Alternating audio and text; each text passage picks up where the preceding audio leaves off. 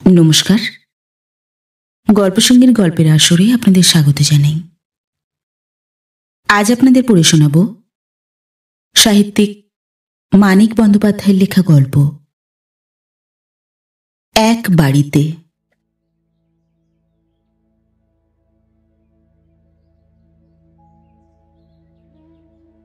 বিলাসময়ের স্ত্রী সুরবালা শুনে বলে, না, আত্মীয় বন্ধুর সঙ্গে দেনা পাওনার সম্পর্ক করতে নেই, বড় মুশকিল হয়। বাইরের লোকের সঙ্গে সোজাসুজি কারবার, যা বলবার স্পষ্ট বলতে পারবে। আত্মীয় বন্ধুর কাছে চক্ষু লজ্জায় মুখ ফুটবে না।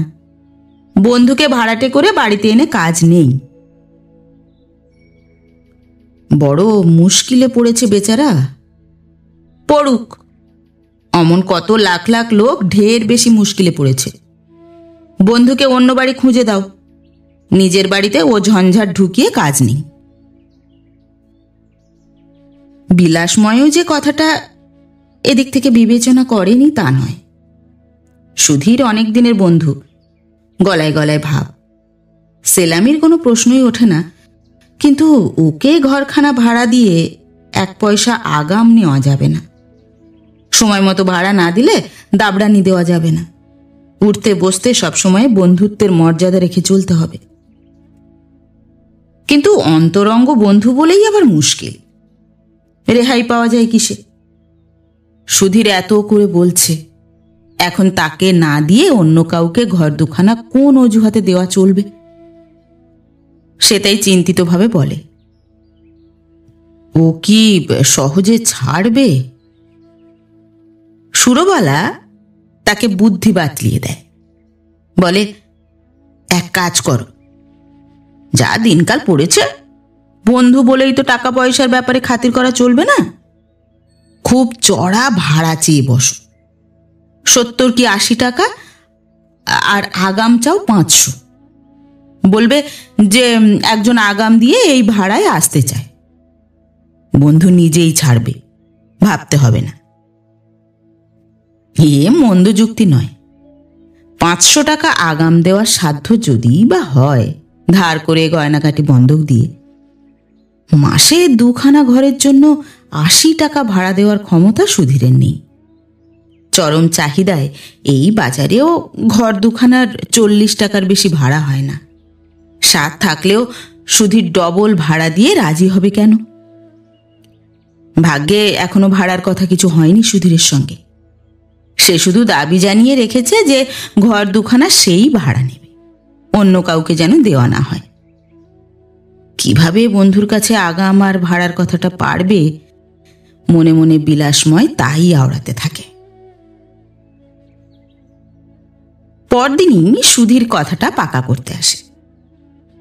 2-3 মাস তার মুখে দুশ্চিন্তার বাড়তি একটা কালো ছাপ পড়েছিল। আজ দেখেই বোঝা যায় মুখ থেকে সে মেঘটা কেটে গেছে। দেখে বিলাসময় বড়ই অস্বস্তি বোধ করে। ঘর দুখানা সে পাবেই এটা নিশ্চিত জেনে বন্ধু একেবারে নিশ্চিন্ত হয়ে গেছে। তাদের বন্ধুত্বের হিসাব ধরলে সুধীরের নিশ্চিন্ত হওয়া আশ্চর্য নয়। আর নিশ্চিন্ত হয়ে তার মুখে যে অনেকদিন পরে হাসি ফুটবে, সেটাও আশ্চর্য নয়। কি অবস্থায় যে তার দিন কাটছে, বিলাসময় তো ভালোভাবেই সবকিছু জানে।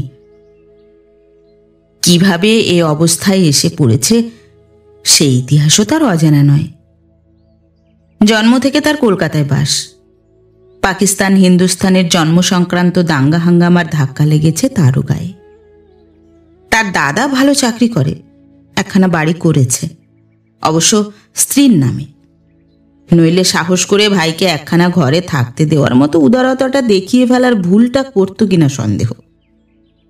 হঠাৎ পাকিস্তান থেকে উৎখাত হয়ে এসেছে তার শ্বশুর বাড়ির সকলে, আর ছেলে পুলে নিয়ে তার বড় মেয়ে ও জামাই। বাড়ি থেকে সুধীরকে একরকম তাড়িয়ে দিয়েছে, সুধীরের মেয়েটির সন্তান সম্ভাবনা সত্ত্বেও। হয়তো নিরুপায় হয়ে অগত্যাই ভাইকে এ অবস্থায় এভাবে তাড়িয়ে দিয়েছে। নইলে শেষের দিকে ব্যবহার খারাপ হয়ে এলেও একখানা ঘরে ভাইকে সপরিবারে মাথা গুঁজে থাকতে দিতে আরো কিছুকাল হয়তো তার আপত্তি হতো না।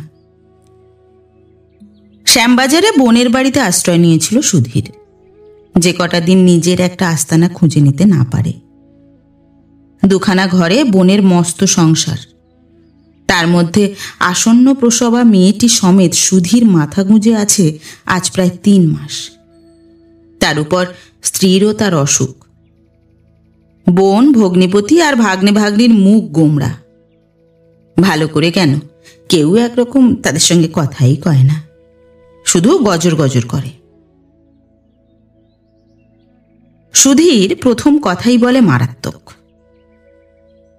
ঘর দুটো যখন ভাড়াই দেবে, কাল পরশু থেকে দিয়ে দাও।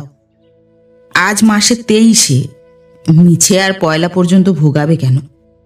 একেবারে পাগল হয়ে যেতে বসেছি। বিলাসময় চেষ্টা করেও মুখের ভাব বা গলার স্বর স্বাভাবিক রাখতে পারে না। রীতিমতো গম্ভীর হয়ে বলে, তোমাকে একটা কথা বলি। তোমার আমার মধ্যে ঢাক ঢাক গুড় গুড় কিছু নেই, আমাদের সে সম্পর্ক নয়। সুধীর ভড়কে গিয়ে বলে, এ যে বিষম রকম ভূমিকা করে বসলে, ব্যাপারটা কি ভাই? ব্যাপার কিছু নয়, তোমায় শুধু খোলাখুলি একটা কথা বলছি। ভাড়া টাড়ার ব্যাপারে আমি কিন্তু কোনো রকম কনসেশন দিতে পারবো না। অন্যের কাছে যা পাবো তোমাকেও তাই দিতে হবে।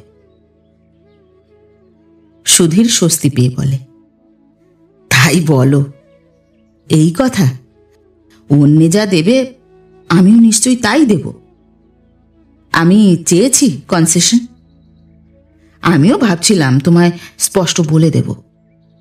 এসব বিষয়ে যেন কোনো রকম সংকোচ করো না। লেনদেনের ব্যাপারে বন্ধুত্ব টানতে নেই, সাফ স্পষ্ট কথা। ঘর পাচ্ছি তাই ঢের, তোমার আর্থিক ক্ষতি করব কেন ভাই? বিলাসময় স্ত্রীকে স্মরণ করে আন্তরিক নিঃশ্বাস ফেলে বলে, দিনকাল বুঝতেই পারছ। তাছাড়া এ শুধু আমার নিজের ব্যাপার নয়, উনিও একজন কর্তা ব্যক্তি। সুধীর হেসে বলে, আমাকে কর্তা চেনাচ্ছ নাকি? আমার বাড়িতে কর্তা ব্যক্তি নেই। সে তখনও ধারণা করতে পারেনি বিলাসময় দুখানা ঘরের জন্যে কি অসম্ভব দাবি করে বসবে। বন্ধুর প্রস্তাব শুনে হাসি মিলিয়ে তার মুখ খানিকটা হাঁ হয়ে যায়। বিস্ময় আর অবিশ্বাস তাকে বলায়, ঠাট্টা করছো? না ভাই, ঠাট্টা নয়, এর কমে পারবো না। কালকেই একজন আমায় টাকাটা হাতে গুঁজে দিয়ে রসিদপত্র লিখে ফেলবার জন্য পিড়াপিড়ি করছিল। 500 টাকা আগাম, 80 টাকা ভাড়া। সুধীরের বিস্ময় আর অবিশ্বাস যেন কিছুতেই কাটতে চায় না। বিলাসময় তার মুখের দিকে না তাকিয়ে অন্যদিকে চেয়ে বলে, তুমি হয়তো ভাবছ আমিও দলে ভিড়েছি, চামার হয়ে পড়েছি। কিন্তু কি করি বলো, অন্যের কাছে যা পাবো তোমার বেলা কমাতে পারবো না। টাকার চিন্তায় পাগল হতে বসেছি। তোমার পোষাবে না জানি, আমি বরং তোমায় কম ভাড়ার ঘর খুঁজে দেব। সুধীরের মুখে অদ্ভুত এক ধরনের একটু হাসি ফুটে। 3 মাসে খুঁজে দিতে পারলে না, আর কবে খুঁজে দেবে? বিলাসময় কথা কয় না। সুধীর এক দৃষ্টে তার দিকে তাকিয়ে থাকে। মনের ভাবের প্রতিফলনে তার মুখে যেন ঘন কালো মেঘ আর চড়া রোদের খেলা চলতে থাকে। সকলের জীবনে চারিদিক থেকে কি ভয়ঙ্কর, কি বিভৎস সব অন্যায় আর অনিয়মের আবির্ভাব ঘটেছে। দিন দিন যেন ভয়াবহ হয়ে ওঠার রেটটা চড়ছে জীবনযাপনের। যুদ্ধ থেমে গিয়ে, ইংরেজ চলে গিয়ে কংগ্রেস রাজা হয়েছে বলে কি এত স্বপ্নাতীত অঘটন অনিয়মও সম্ভব হতে পারে? সুধীর বলে, ঘর খুঁজে দেবে বলছো, কিন্তু এই যদি ঘর ভাড়ার বাজার দর হয়, কম ভাড়ার ঘর তুমিই বা কোথায় খুঁজে পাবে? দেখবো চেষ্টা করে। 2-4-10 বছর লেগে যাবে। বিলাসময় আবার চুপ করে থাকে। সুধীর বলে, যাকগে, কি আর করা যাবে।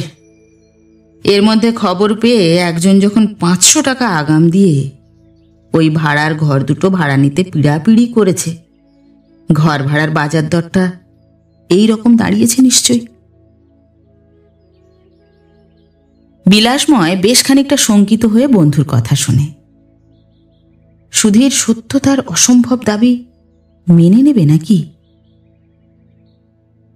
সুধীর আরো মিনিটখানেক ভেবে বলে, বেশ, আমি রাজি। তুমি যা চাইছো তাই দেব। পারবে? পারবো। কষ্ট হবে, দিনকালটাই দুঃখ কষ্টের, উপায় কি? আমি কিন্তু পরশুই আসবো ভাই। এ কদিনের জন্য অর্ধেক মাসের ভাড়া দেব, কিন্তু পুরো মাসের দেব না, আগেই বলে রাখছি। সুরবালা আড়াল থেকে কান পেতে সব কথাই শুনছিল। খানিক পরে সে চা আর সিঙাড়া নিয়ে ঘরে ঢোকে। এসে বাইরের ঘরেই বসে রইলেন? অন্তত একটা খবর তো দিতে হয়। খবর পেয়েছেন সে তো দেখতেই পাচ্ছি। খাবার এসে গেছে। 2 দিন বাদে স্থায়ীভাবে ভেতরে ঢুকছি সবাইকে নিয়ে। জ্বালাতনের একশেষ হবেন। জ্বালাতন হতেই তো চাই। বিলাসময়ের মুখের দিকে চেয়ে সুরবালা যেন আড়াল থেকে কিছুই শোনেনি, কিছুই জানে না এইভাবে বলে, কথাবার্তা ঠিক হয়ে গেল? হ্যাঁ, ও রাজি হয়েছে, পরশুদিন আসবে বলছে। সুরবালা বলে, বেশ তো, ভালোই। কাল সন্ধ্যায় তাহলে লেখাপড়াটা করে ফেলুন, না পরশু সকালে আসবেন? সুধীর সিঙাড়া চিবোতে চিবোতে বলে, কাল সন্ধেবেলাই আসবো, পরশু সবাইকে নিয়ে।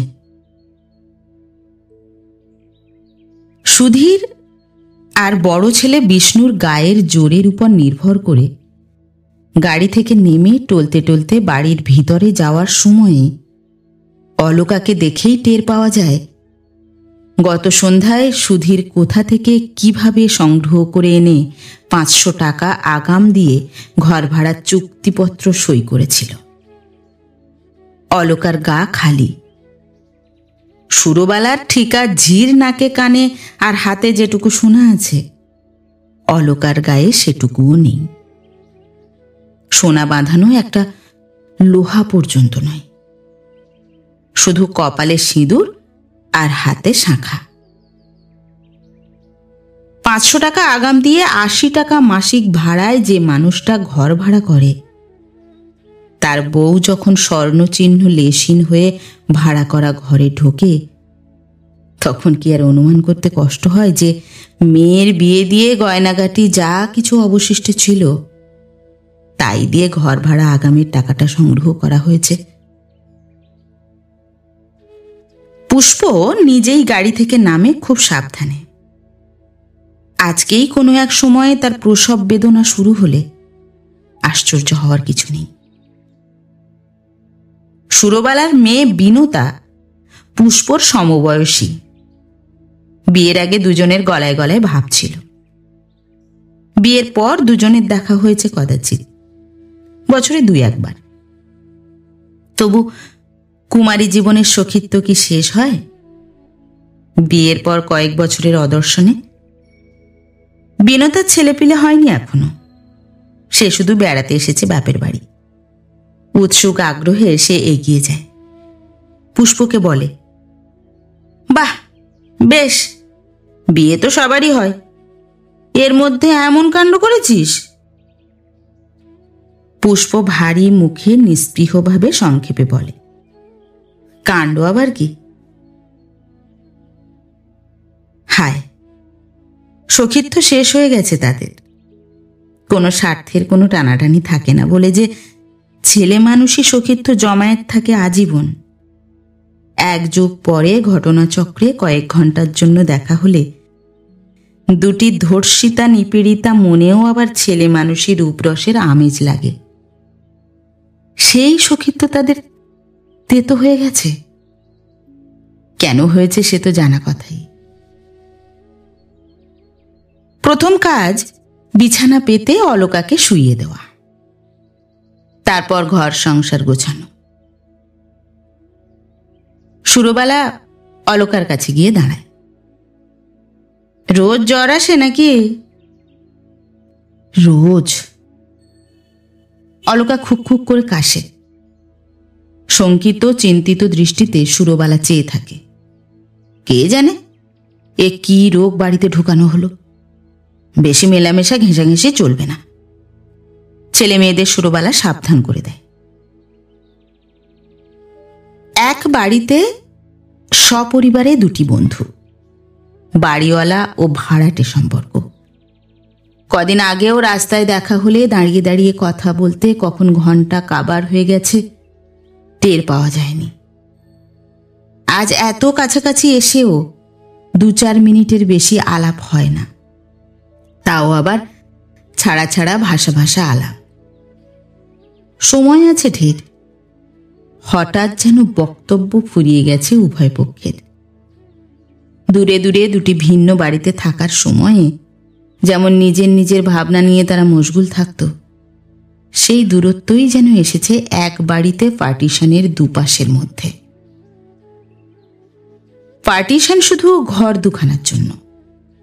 সদর দরজায় এক, কল বাথরুমে এক, বারান্দার একটু অংশ ঘিরে তৈরি নতুন রান্নাঘর ও সুরবালার রান্নাঘরে যাওয়া আসা একই বারান্দা দিয়ে। দূরত্বটা তাই স্পষ্ট অনুভব করা যায়, প্রত্যেকে অনুভব করে। কাছে আসার বাস্তবতাটা বাতিল করার কৃত্রিম বিশ্রী দূরত্ব। মাসকাবারে সুধীর অর্ধেক মাসের ভাড়া দিতে গেলে বিলাসময় বলে, থাকবে এ কটা দিনের ভাড়া দিতে হবে না, একেবারে সামনের মাস থেকে দিও। তা কি হয়? কথা যা হয়েছে সেটা শুনতে হবে বই কি। মাসের মাঝামাঝি পুষ্প 3 দিন দারুণ কষ্ট পেয়ে একটি ছেলে বিয়োয়। বাচ্চাটা মারা যায় পরদিন। বাচ্চাটা মারা যাওয়ায় কেউ বিশেষ দুঃখিত হয়েছে বলে মনে হয় না, বরং আরও একটা দায় থেকে অব্যাহতি পাওয়ার জন্য একটু স্বস্তিই যেন সকলে বোধ করে। পুষ্প পর্যন্ত। ছেলেপিলে হয়ে মারা গেলে শুধু চুকে বুকে যায় হাঙ্গামা, মায়ের পর্যন্ত আফসোস হয় না।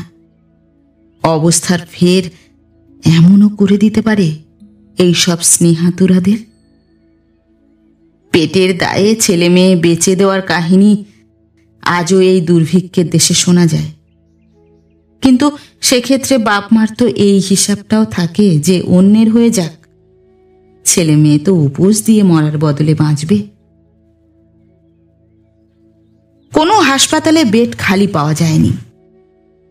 অন্য প্রসবাগারে দেওয়া যেত, কিন্তু বেডের ভাড়া আর আনুষঙ্গিক খরচ বড় বেশি। বাড়িতে ভালো ডাক্তার আনা যেত, কিন্তু ভালো ডাক্তারের ভাড়া বড় চড়া। সাধারণ যে ডাক্তার সুধীর এনেছিল সেও পুষ্পর কষ্টভোগ কমাতে পারত, বাচ্চাটাকে হয়তো বাঁচাতে পারত, কিন্তু এখানেও সেই একই কিন্তু।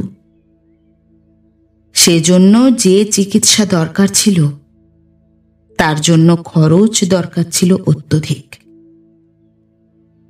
জামাইকে টাকা পাঠাতে জরুরি তার করেছিল। ছাঁটাই বেকার জামাই এসেছিল খালি হাতে। সব চুকে বুকে যাওয়ার পর জামাইকে তার ফিরে যাওয়ার গাড়ি ভাড়া দিতে হয়েছে। সকলেই প্রায় নির্বিকারভাবে হিসাব কষা স্বস্তির সঙ্গে বাচ্চাটার মরণকে স্বীকার করেছে। সুধীর পারেনি। এই তার প্রথম নাতি বলে নয়, ওসব শখ আর সুখের হিসাব তার চুকে গেছে। সে ছাড়া বাড়ির কেউ জানে না যে চেষ্টা করলে, টাকা খরচ করলে বাচ্চাটাকে বাঁচানো যেত। সেই শুধু জানে যে মেয়েটার 3টি দিনরাত্রি ঘরে অমন বিভৎস যন্ত্রণা ভোগও প্রয়োজন ছিল না। মেয়েটার জন্যই একরকম মরিয়া হয়ে 2টি ঘরের জন্য সে 500 টাকা জোগাড় করেছে। 150-200 টাকার জন্য সেই মেয়েটাকে ঠিকমতো প্রসব করানো গেল না। সুধীরের বুকটা তাই জ্বলে যায়, আফসোসে, ক্রোধে, ক্ষোভে, ঘৃণায়, বিতৃষ্ণায়। তবু শান্ত নির্বিকার ভাবেই সে মাস কাবারে 200 টাকা বেতন থেকে 80 টাকা বিলাসময়ের হাতে গুনে দেয়, স্ট্যাম্প আঁটা রসিদ গ্রহণ করে। তারপর একদিন হঠাৎ স্তম্ভিত বিস্ময়ের সঙ্গে বিলাসময় ও সুরবালা টের পায় সুধীর তাদের কিছু না জানিয়েই ঘর দুখানার ন্যায্য ভাড়া ঠিক করে দেওয়ার জন্য রেন্ট কন্ট্রোলারের কাছে দরখাস্ত করেছে। ভাড়া নির্দিষ্ট হয় 40 টাকা। যে 80 টাকা সুধীর দিয়েছে তার অর্ধেক টাকা পরবর্তী মাসের অগ্রিম ভাড়া হিসেবে ধরা হয়। সব চুকে বুকে যাওয়ার পর সদর দরজায় খিল লাগিয়ে ভেতরে এসে বিলাসময় আকাশে গলা তুলে চিৎকার করে বলে, এত বড় বজ্জাত তুমি! বন্ধু সেজে বন্ধুর সঙ্গে এই ব্যবহার! এই মতলব ঠিক করে তুমি ঘর ভাড়া নিয়েছিলে? বেরোও তুমি আমার বাড়ি থেকে। তোমার আগাম টাকা, ভাড়ার টাকা, পাই পয়সাটি পর্যন্ত ফিরিয়ে দিচ্ছি। বেরিয়ে গিয়ে রেহাই দাও আমায়। সুরবালা তীক্ষ্ণ কণ্ঠে চেঁচায়, বন্ধুর বেশে এ কোন সর্বনেশে শনি ঘরে ঢুকেছে গো? ঘর দুখানা থেকে কোনো জবাব আসে না। শুধু শোনা যায় সুধীর বিষ্ণুকে ধমকাচ্ছে, চুপ করে থাক, কথাটি বলবি না। বিলাসময় ধৈর্য হারিয়ে গাল দিয়ে বলে, হারামজাদা, জুয়োচোর, বজ্জাত! বেরো তুই আমার বাড়ি থেকে। তোদের আমি ঘাড় ধরে লাথি মেরে বাড়ি থেকে তাড়াবো। বিষ্ণু কলেজে পড়ে। তার আহত তীব্র কণ্ঠে শোনা যায়, চুপচাপ গালাগালি শুনবে বাবা? জবাবে সুধীরের দৃঢ় কণ্ঠে শোনা যায়, দিক না গালাগালি। ছোট লোক মানুষ আর কুকুর ঘেউ ঘেউ করে। আমাদের কি বয়ে গেল? পুলিশ ডেকেও তো আমাকে তুলতে পারবে না। তুই চুপ করে বসে থাক। চুপচাপ গাল শুনবো? বিষ্ণুর কথা প্রায় আর্তনাদের মতো শোনায়। বিলাসময় গর্জন করে বলে, এই শুয়োর, বেরোলি ঘর থেকে? তীর বেগে বিষ্ণু ঘর থেকে বেরিয়ে যায়। বিলাসময়ের সামনে রুখে দাঁড়িয়ে বলে, শুয়োর বলছেন কাকে? সুরবালা আঁতকে উঠে স্বামীর গায়ের গেঞ্জি টেনে ধরে বলে, থাক থাক, চুপ করো, পরে বিহিত হবে। বিলাসময় বিষ্ণুর গালে একটা চাপড় বসিয়ে দেয়, বলে, শুয়োর বলছি তোর বজ্জাত জুয়োচোর বাপকে। সেটা উভয় পক্ষের কমন বারান্দা। বারান্দার এ প্রান্তে সুধীরদের জন্য সংক্ষেপে ঘেরা রান্নাঘর। পুষ্প সেখানে চাল কুমড়োর তরকারি রেঁধে কুচি করে কাটা চোকলা দিয়ে ছেঁচকি রাঁধতে রাঁধতে খুন্তি হাতে বেরিয়ে এসে হতভম্ব হয়ে দাঁড়িয়েছিল। বিষ্ণু তার হাতের সেই সস্তা চিলতে খুন্তিটা কেড়ে নিয়ে বিলাসময়ের ঘাড়ে খাঁড়ার মতো কোপ মারে। খুন্তির ঘায়ে মানুষের গায়ের চামড়ার চটলা পর্যন্ত তোলা যায় না দেখে সে বোধহয় ক্ষেপে যায়। বারান্দার এদিকে শেষ প্রান্তের দেওয়াল ঘেঁষে বিলাসময়ের কয়লা রাখা হয়। এক একটি আস্ত ইট দিয়ে ঘরোয়া কয়লা গুদামটির সীমা প্রাচীর করা হয়েছে। বিষ্ণু অবশ্য অনায়াসে ওই আলগা ইট তুলে নিয়ে বিলাসময়কে মারতে পারত। তার বদলে সে কয়লারই একটা 7-8 সেরি চাপড়া তুলে নিয়ে বিলাসময়ের মাথায় প্রাণপণে ঠুকে দেয়। আগের দিন বিকালে বিলাসময়ের 2 মণ কয়লা এসেছিল। 2 মণ কয়লায় তার 13 দিন চলে। বিলাসময় কাত হয়ে পড়ে যায়। মনে হয় সে যেন সুরবালার কোলেই ঢলে পড়েছে। তার ফাটা মাথা দিয়ে গল গল করে রক্ত বেরিয়ে আসে।